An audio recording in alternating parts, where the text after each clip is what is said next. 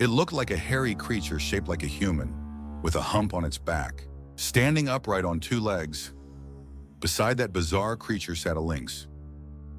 Mikhail Ivanovich, a professional hiking instructor based in Russia, once toured Chumpu Kittel in Oymyakon, Siberia, along the Indigirka River, and heard an unbelievable story. His local guide, Vladimir Kabarov, pointed to the mountain range they were scheduled to climb the next day and told him that a monster called Chuchuna was said to appear there.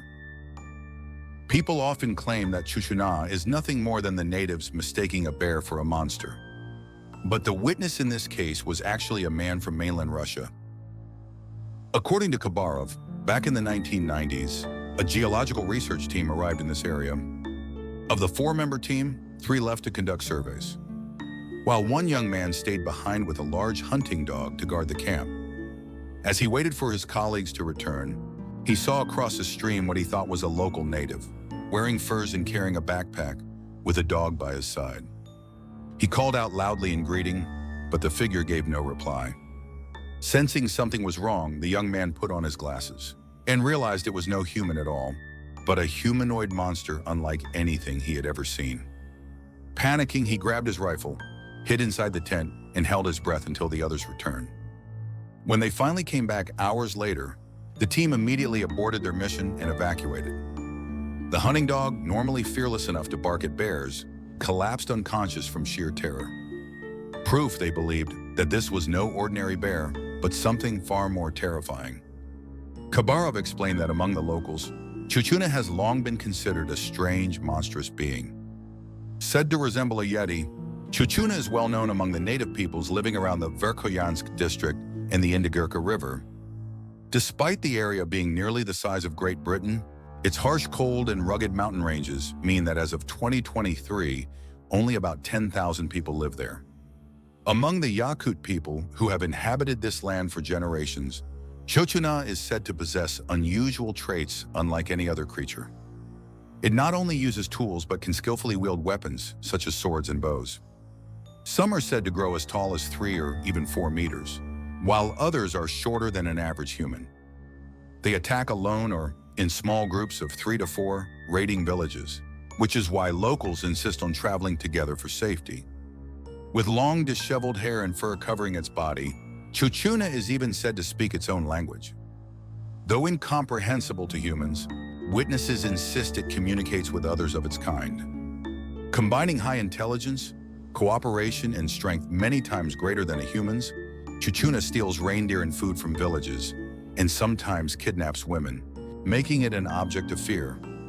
In the past, hunters were sent to fight them, but a superstition spread that anyone who got Chuchuna's blood on their clothes or skin would go insane and die within days, making retaliation even more difficult.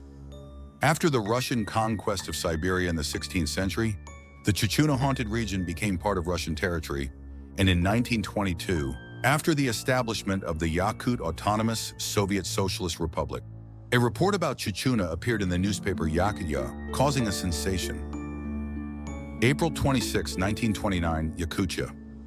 Even under the Tsarist regime, reports of Chuchuna came from the far north, Verkhoyansk, Kolyma, and Yakutsk regions. Many dismiss the Chuchuna stories as mere fiction, but we cannot agree. The people of Verkhoyansk know Chuchuna is not a myth. There are eyewitnesses. Chuchuna is tall, powerfully built, clothed in animal skins, with long hair streaming behind it as it runs. Armed with bows and arrows, they attack natives, running faster than horses. After this article, people debated Chuchuna's true identity, and several theories emerged. Globally known cryptids like the Yeti, said to inhabit the Himalayas, are often cited as parallels. The Yeti is described as a giant ape-like creature with brown or white fur, and many scientists consider it a plausible yet undiscovered primate. For centuries, gorillas were regarded as mythical monsters until finally confirmed in the 19th century. So perhaps, they argue, the Yeti, and by extension Chuchuna, could likewise be a species of primate still undiscovered. This unknown primate theory, however, raises a difficult question. If Chuchuna is simply an ape species, how has it avoided all human detection? No corpses, no remains, despite its size and its supposed proximity to humans? And how could a non-human primate use weapons or language? This leads to another hypothesis, that Chukchina are actually surviving Neanderthals.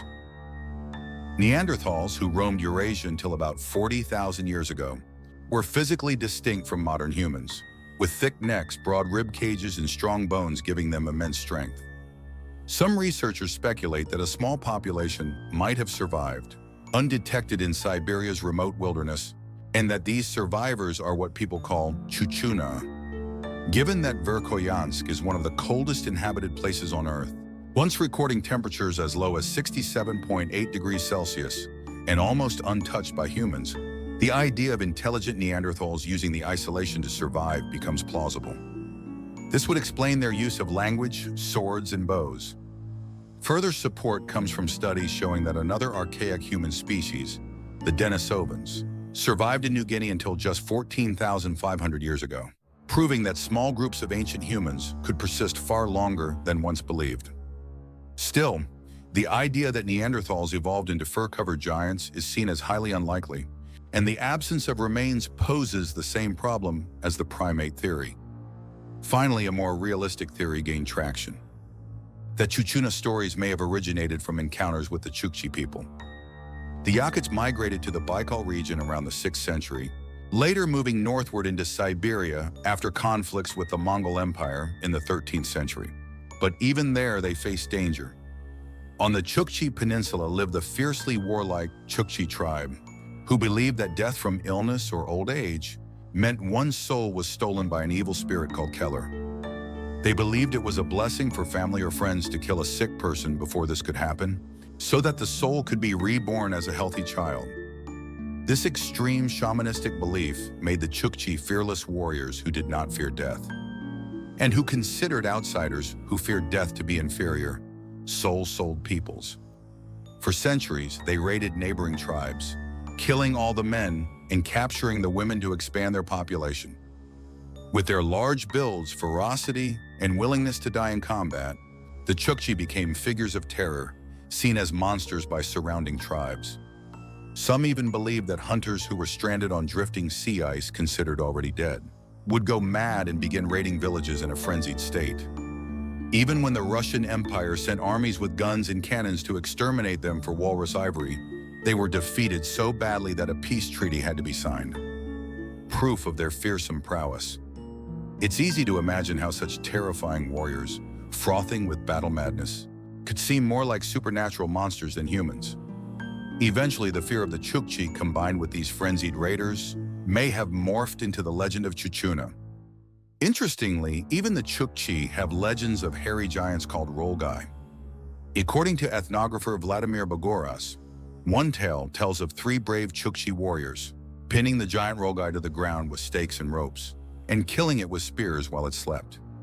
Similar legends of hairy giants appear in many Siberian indigenous cultures, including those with no direct contact with the Chukchi, suggesting the Chukchina may not simply represent the Chukchi after all.